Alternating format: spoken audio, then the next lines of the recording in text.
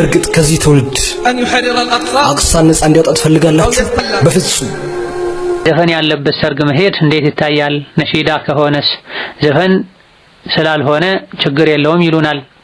ሙዚቃ እያዳመቅ እየጨፈር ከሞት በዛው ትነሳለህ። ሙዚቃ ማለት ሙዚቃ ኸምር የሚሰራውን ስራ ይላል ሙዚቃ ይሰራዋል። አሰላሙ አለይኩም ወራህመቱላሂ ወበረካቱ። ቤተሰቦቼ እንደምን አላችሁልኝ? ሁላችሁም በያላችሁበት ሰላማችሁ በዝዝት ይበልኝ።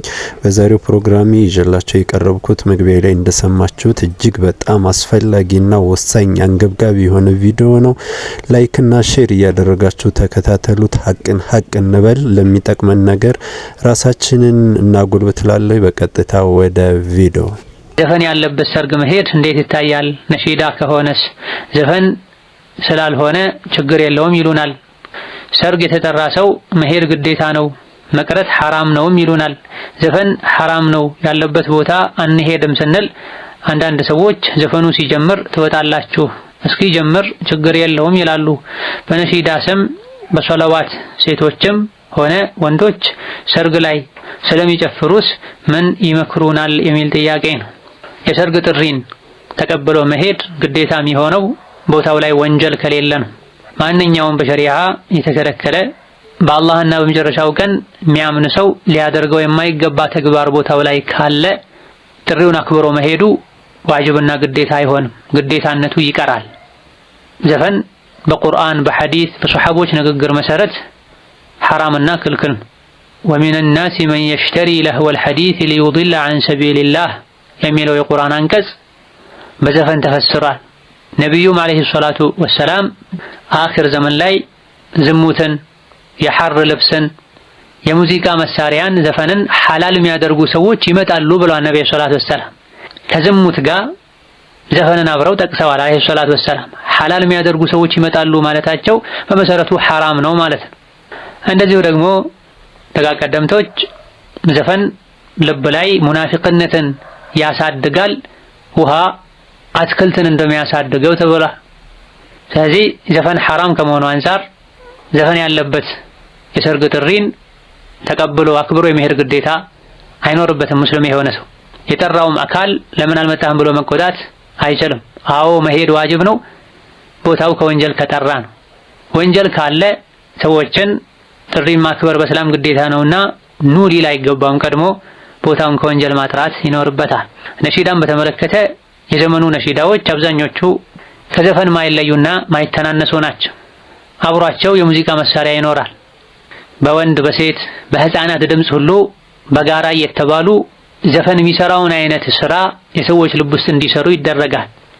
የድሮና የዘንድሮ ነሺዳ አንድ አይደለም። በመሰረቱ ነሺዳ የሚለው ቃል አረብኛ ነው።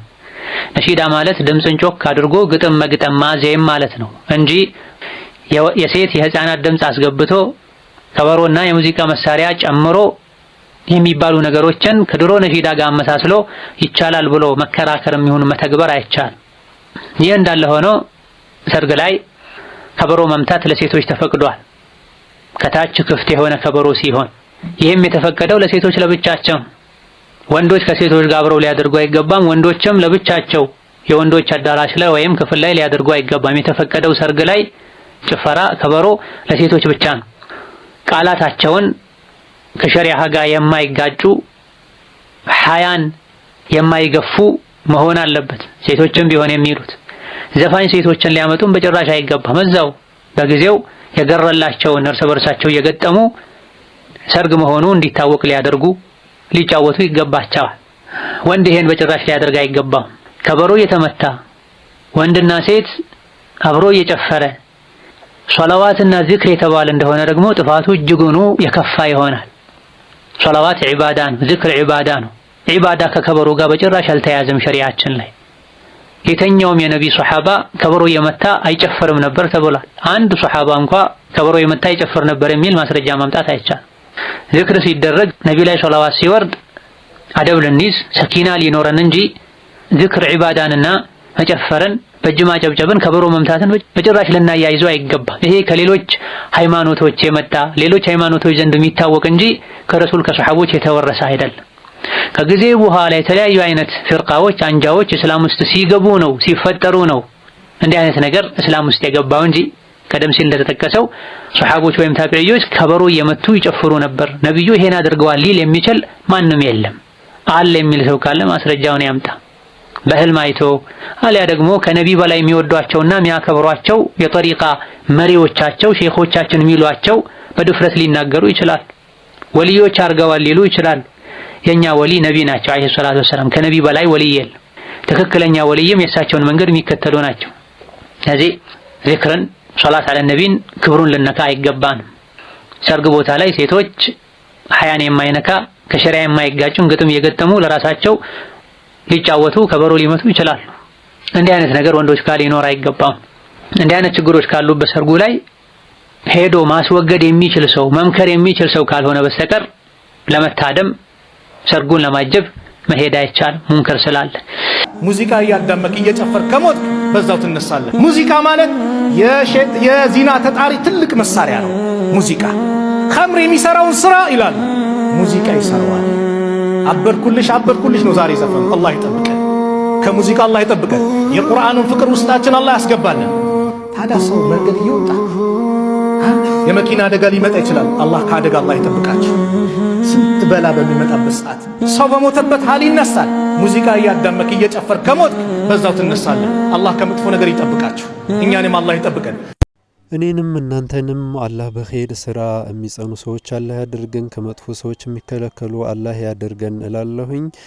አላህ በሐቅ ላይ ኑረን በሐቅ ላይ ከሚወጡ ሰዎች አላህ ያድርገን። ቀጥሎ እጅግ በጣም የምንወደው ቀልባችንን ረጠብ የሚያደርግልን ይህ ኡስታዛችን ዳዕዋ አለ። እሱን ዳዕዋ እንከታተል። በእርግጥ ከዚህ ትውልድ አቅሳን ነፃ እንዲያወጣ ትፈልጋላችሁ? ወይም ጎላን እንዲያስመልስ ወይም ዘማቾችን ከኢራቅ እንዲያበር? በፍጹም። እነዚህ የጠላቶች መሻገሪያ ቻናል ይሆናሉ። በእጆቻቸው መጫወቻ ባሪያ ይሆናሉ። ልጓማቸውን ይዞ የሚጎትታቸው ይናፍቃሉ። ምንም አይነት ጉዳይን አይረዱ፣ ምንም አይነት መብትን አይጠብቁ፣ ግብዝነትን የማይከለክሉ፣ ክብርና ሞገስን የማይጠብቁ። እንደዚህ አይነቶቹ ለጠላት አሳልፈው ያስረክባሉ የመጨረሻውን የምሽግ ቁልፎች ከኢስላም ምሽጎች ውስጥ። ከነሱ ጋር ይደንሳሉ በክራርና በዜማ።